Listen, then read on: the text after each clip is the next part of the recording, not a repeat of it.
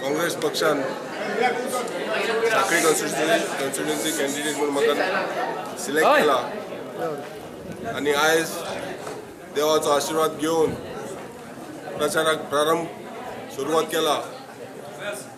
कायम कमी असल्या कारणान आमी सगळे कडेन पावपाचो प्रयत्न करतले। जरी पावूंक ना जाल्यार लोकांनी समजून घेवचे।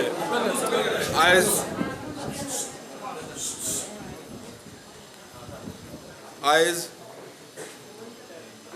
विदिन अ शॉर्ट नोटीस बेश्टे उलो मारल्यार एका वरा भितर सगळे सपोर्टर म्हाजे वेल विशर फॅमिली हांगा जमा जाला म्हाका सपोर्ट करपाक। आयज साथ दिलो तसोच फुडें निवडून हाडपाक म्हाका साथ दिवचो अशें तुमकां सगळ्यां कडेन मागता हांव।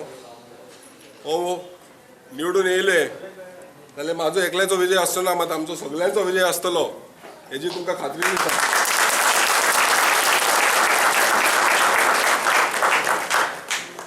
तुम्ही